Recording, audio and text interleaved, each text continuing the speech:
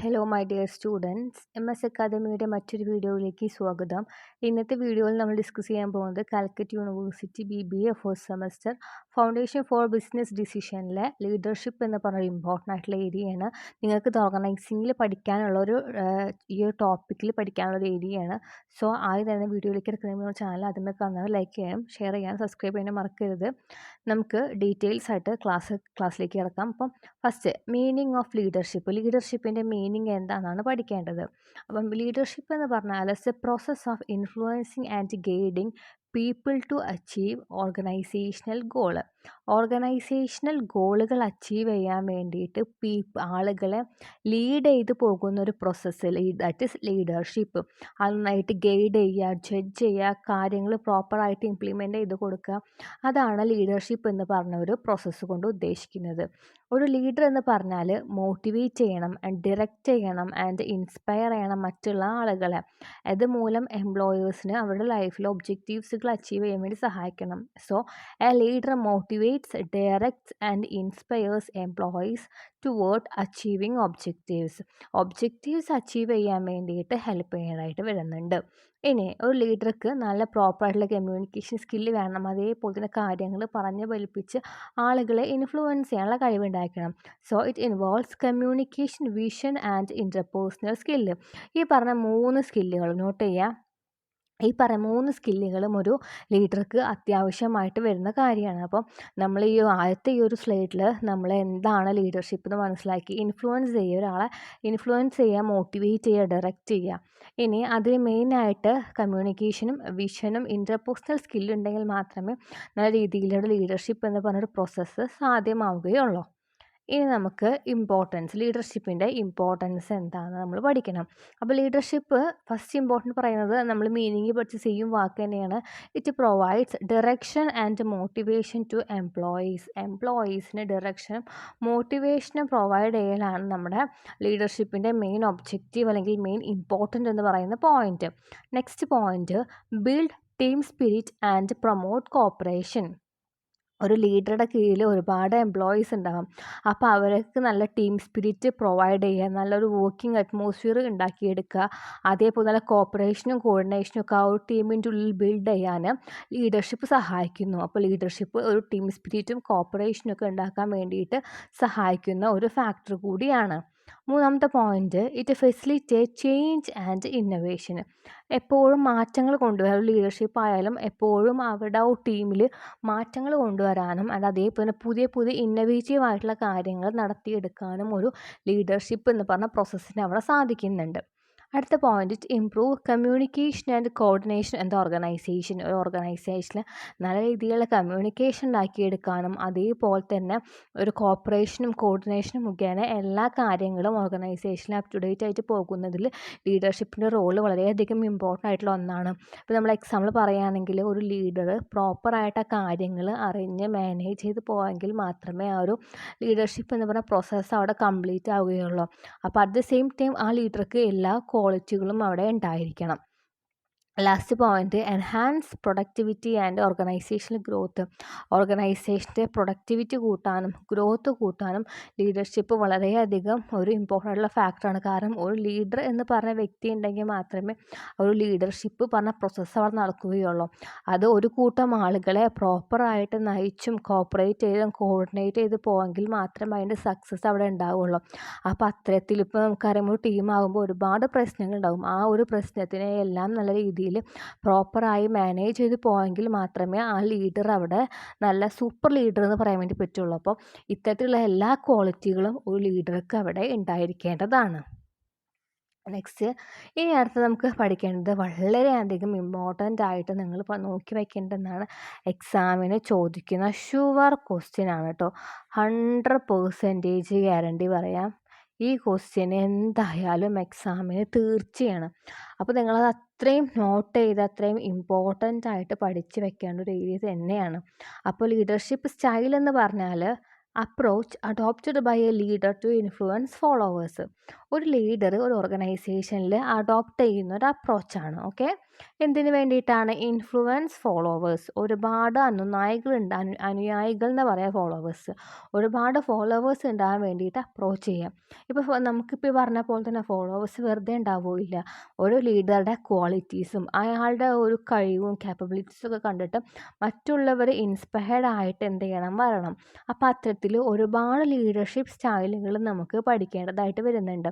ആ തരത്തിലുള്ള leadership സ്റ്റൈലുകളാണ് autocratic, democratic and ലേസിസ്ഫിയർ എന്ന് പറയുന്ന 3 തരത്തിലുള്ള ലീഡർഷിപ്പ് സ്റ്റൈൽ. ഈ 3 ലീഡർഷിപ്പ് സ്റ്റൈൽ നോട്ട് ചെയ്ത് പഠിക്കണം, ഇമ്പോർട്ടൻ്റ് ആണ്. ഓക്കെ, ഇനി each style differs in decision making. ഓരോ സ്റ്റൈലും ഡിഫറെൻ്റ് ആണ്. ഡിസിഷൻ മേക്കിങ്ങിൽ നിന്ന് ഡിഫറെൻ്റ് ആണ്. കൺട്രോള്, ഫ്രീഡം, എല്ലാ കാര്യത്തിൽ നിന്നും ഈച്ച് സ്റ്റൈലുകൾ ഡിഫറെൻ്റ് ആണ്. അപ്പം ഓട്ടോക്രാറ്റിക്, ഡെമോക്രാറ്റിക്, ലേസിസ്ഫിയർ, ALDL എന്ന് പറഞ്ഞിട്ടുള്ള കോഡ് വെച്ച് വേണം നിങ്ങൾ പഠിക്കാൻ. എന്തായിരുന്നു കോഡ്? ADL. ഈ ഒരു കോഡ് വെച്ച് വേണം നിങ്ങൾ മുന്നോട്ട് പഠിച്ചു പോകാൻ വേണ്ടിയിട്ട്. Autocratic, democratic and laissez faire. ഇതാണ് ലീഡർഷിപ്പ് സ്റ്റൈലിൻ്റെ നമ്മുടെ കോഡ് എന്ന് പറയുന്നത്. ഇനി നമുക്കിതിൽ ആദ്യത്തേത് എന്താണെന്ന് പഠിക്കണം. ആദ്യത്തേതാണ് ഓട്ടോക്രാറ്റിക് ലീഡർഷിപ്പ്. ഓട്ടോക്രാറ്റിക് ലീഡർഷിപ്പ് എന്ന് പറഞ്ഞാൽ അവിടെ ലീഡർക്കാണ് എല്ലാ അതോറിറ്റി ഉണ്ടാവുക. ലീഡറാണ് അവിടെ മെയിനായിട്ട് വരുന്നത്. ഓക്കെ, ലീഡറാണ് അവിടെ ഓൾ. അപ്പോൾ leader make decision alone and expects strict obedience. അവിടെ സ്വന്തമായിട്ട് ലീഡറാണ് ഡിസിഷനുകൾ എടുക്കുക. അതേപോലെ തന്നെ സ്ട്രിക്റ്റായിട്ട് എല്ലാ കാര്യങ്ങളും ഒബേ ചെയ്ത് പോകണം. സ്ട്രിക്റ്റായിട്ട് എല്ലാതും ഒബേ ചെയ്ത് പോകണം. ആ ഒരു റൂളാണ് ഓട്ടോക്രാറ്റിക് ലീഡർഷിപ്പിൽ പറയുന്നത്. ഇനി little input from subordinates. Top down communication. അവിടെ സബോർഡിനേറ്റ് അധികം ഇൻപുട്ടൊന്നും പെട്ടെന്ന് നമുക്ക് ഇൻപുട്ട് കിട്ടണമെന്നുണ്ടാകാറില്ല. കാരണം എന്തുകൊണ്ടെന്ന് പറയുന്നത് ടോപ്പ് ഡൗൺ കമ്മ്യൂണിക്കേഷനാണ്. ടോപ്പ് ലെവൽ മാനേജേഴ്സ് താഴത്തേക്കുള്ള എംപ്ലോയീസിന് കൊടുക്കുന്ന ഒന്നാണ് ടോപ്പ് ഡൗൺ കമ്മ്യൂണിക്കേഷൻ എന്ന് പറഞ്ഞപ്പോൾ മുകളിൽ നിന്ന് താഴത്തേക്കാണ് കമ്മ്യൂണിക്കേഷൻ ഫ്ലോ ചെയ്യുന്നത്. അപ്പോൾ മുഴുവനായിട്ടും അതോറിറ്റികളാണ് അവിടെ ട്രാൻസ്ഫർ ചെയ്ത് വരുന്നുണ്ടാവുക. ഇനി അതിൻ്റെ അഡ്വാൻറ്റേജസ് നോക്കുകയാണെങ്കിൽ അതൊരു quick decision, sustainable for crisis. ക്രൈസിസിനെ നമുക്ക് സസ്റ്റൈനബിളായിട്ട് നിൽക്കാൻ വേണ്ടിയിട്ടും പെട്ടെന്ന് ഡിസിഷൻ എടുക്കാൻ വേണ്ടിയിട്ടൊക്കെയാണ് ഈ ഒരു ഓട്ടോക്രാറ്റിക് ലീഡർഷിപ്പ് അവിടെ സഹായിക്കുന്നത്.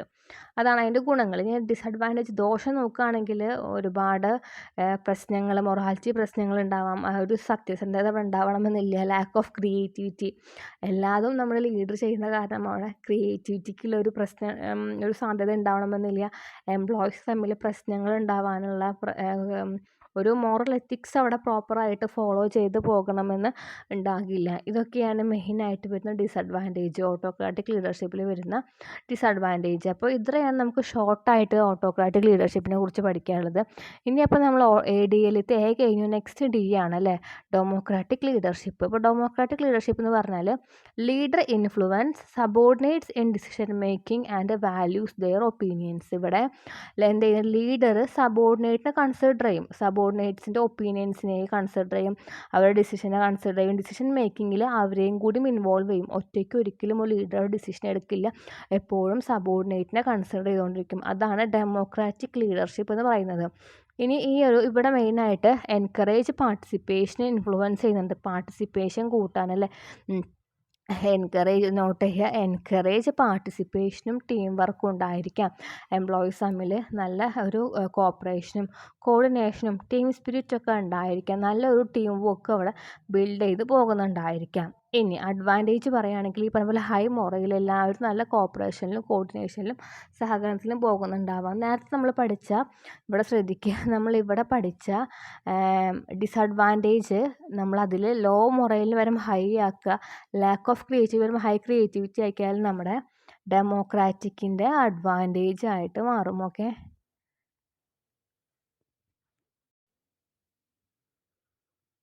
ഡെമോക്രാറ്റിക്കിൻ്റെ അഡ്വാൻറ്റേജ് ആയിട്ട് മാറും.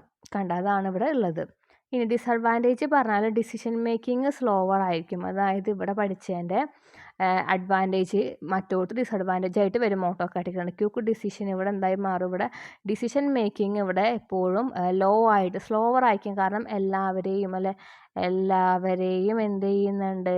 കൺസിഡർ ചെയ്യുന്ന ഒന്നാണ് ഏത്? എല്ലാവരെയും കൺസിഡർ ചെയ്യുന്ന ഒന്നാണ് നമ്മുടെ ഡെമോ. അത് ആലോചിക്കുക. അവിടെ ലീഡർക്ക് റോൾ ഉണ്ടെങ്കിലും അവർ സബോർഡിനേറ്റ് കൺസിഡർ ചെയ്യുന്ന ഒന്നാണ്. ഇനി മൂന്നാമത്തതാണ് ലെയ്സേസ്ഫിയർ ലീഡർഷിപ്പ്. ഇവിടെ പറയുന്നത് leader gives full freedom to subordinate to make decision. Leader എന്ത് ചെയ്യുന്നില്ല? വലിയ ഭാരിച്ച കാര്യങ്ങളൊന്നും ലീഡർ അവിടെ ഇൻവോൾവ് ചെയ്യുന്നില്ല. ലീഡറുടെ ഫുൾ ഫ്രീഡം ആർക്ക് കൊടുക്കുകയാണ്? സബോർഡിനേറ്റ്സിന് കൊടുക്കുകയാണ്. അങ്ങനെ സബോർഡിനേറ്റ്സിന് കൊടുക്കുന്ന ആ ഒരു തരം ലീഡർഷിപ്പ് സ്റ്റൈലാണ് നമ്മുടെ ലെയ്സേസ്ഫിയർ ലീഡർഷിപ്പ് സ്റ്റൈൽ എന്ന് പറയുന്നത്. Act has A guide or mentor rather than authority figure. ഒരു അധികാര പരിധിയിലുള്ള ലീഡർ എന്ന നിലയിൽ കാണാം. അത് ഒരു ഗൈഡായിട്ടും ഒരു മെൻറ്ററായിട്ടൊക്കെ അവിടെ ആ ഒരു ലെയ്സേസ്ഫിയർ ലീഡർഷിപ്പ് സ്റ്റൈലിന് അവിടെ ആക്ട് ചെയ്യാൻ വേണ്ടി പറ്റും. ഇനി അതിൻ്റെ ഗുണം നോക്കുകയാണെങ്കിൽ ഈ പറഞ്ഞ പോലെ തന്നെ എൻകറേജ് ഇന്നൊവേഷൻ ഉണ്ടായിരിക്കാം, ഇൻഡിപെൻഡൻസ് ഉണ്ടായിരിക്കാം, അതേപോലെ നല്ലൊരു അറ്റ്മോസ്ഫിയർ ക്രിയേറ്റ് ചെയ്യാനൊക്കെ ഒരു ലെയ്സേസ്ഫിയർ ലീഡർഷിപ്പ് സഹായിക്കുന്നുണ്ട്. ഡിസഡ്വാൻറ്റേജ് നോക്കുകയാണെങ്കിൽ lack of control, confusion in goods goals misused. അപ്പോൾ ഇപ്പോൾ ഈ മൂന്ന് അല്ലേ, ലെയ്സേസ്ഫിയർ പഠിച്ചു, ആൻഡ് അതേപോലെ തന്നെ നമ്മൾ ഡെമോക്രാറ്റിക് പഠിച്ചു, അതേപോലെ തന്നെ നമ്മൾ ഓട്ടോക്രാറ്റിക്കും പഠിച്ചു. ഈ 3 ലീഡർഷിപ്പ് സ്റ്റൈലും എക്സാമിന് ഷുവറാണ് കേട്ടില്ല. ഈ ഒരു PPT തന്നിട്ടുള്ള നോട്ട്സ് വെച്ച് നിങ്ങൾ നോട്ട് ചെയ്യുക. ഏകദേശം ഒരു 6 മാർക്ക് നിങ്ങളുടെ സ്റ്റേക്കുള്ളതാണ്. ഈ എല്ലാ കാര്യങ്ങളും നമ്മൾ ആദ്യം ഡിസ്കസ് ചെയ്ത ലീഡർഷിപ്പും അതിൻ്റെ ഇമ്പോർട്ടൻസും എല്ലാം നിങ്ങൾ ഇതിൽ ഇൻക്ലൂഡ് ചെയ്ത് എഴുതിയാൽ നിങ്ങൾക്ക് എന്തായാലും ഷുവറായിട്ട് ഈ ഒരു എക്സേ വന്നാൽ നിങ്ങൾക്ക് അവിടെ പാസ്സാവാൻ വേണ്ടിയിട്ട് പറ്റും. ഓക്കെ, അപ്പോൾ ഇത്രയാണ് നമ്മൾ ഇന്നത്തെ ഒരു ചെറിയ പാർട്ട് വീഡിയോ ഉൾപ്പെടുത്തിയിരിക്കുന്നത്. ലീഡർഷിപ്പും ആൻഡ് അതേപോലെ സ്റ്റൈൽസും. ഇതൊരു ക്വസ്റ്റ്യൻ ആണ്. അപ്പോൾ ഒരു ക്വസ്റ്റ്യൻ വന്നാൽ നിങ്ങൾക്ക് എങ്ങനെ അറ്റൻഡ് ചെയ്യാമെന്ന് എനിക്കൊരു വീഡിയോ ഒന്ന് മനസ്സിലാകുന്നു വിചാരിക്കുന്നു. ഇനി ഇതിൽ ഓരോന്ന് സബ് ക്വസ്റ്റ്യനുകളായിട്ട് ചോദിക്കാം. What do you mean by democratic leadership? അപ്പോൾ ഓരോ സെപ്പറേറ്റ് ചോദിച്ചാൽ നിങ്ങൾക്ക് അവിടെ എഴുതാൻ വേണ്ടി കിട്ടണം കേട്ടില്ലേ. ഇനി നമുക്ക് ഈ ഏരിയയിൽ തന്നെ ടൈപ്പ് ഓഫ് ലീഡേഴ്സും ലീഡറിൻ്റെ ക്വാളിറ്റീസും ലീഡറുടെ റോളും റെസ്പോൺസിബിലിറ്റീസ് പഠിക്കാനുണ്ട്. അത് നമുക്ക് അടുത്ത വീഡിയോ ക്ലാസ്സിൽ ഡിസ്കസ് ചെയ്യാം. അപ്പോൾ വീഡിയോ ഇഷ്ടപ്പെട്ടെങ്കിൽ ലൈക്ക് ചെയ്യാനും ഷെയർ ചെയ്യാനും മറക്കരുത്. ഉപകാരപ്രദമാകുമെങ്കിൽ നിങ്ങളുടെ കൂട്ടുകാരിലേക്ക് ഷെയർ ചെയ്യാനും നിങ്ങളുടെ വിലമതിക്കാത്ത കമൻറ്റുകൾ രേഖപ്പെടുത്താനും മറക്കരുത്. നമുക്ക് നെക്സ്റ്റ് വീഡിയോ വീണ്ടും കാണാം. Okay, thank you.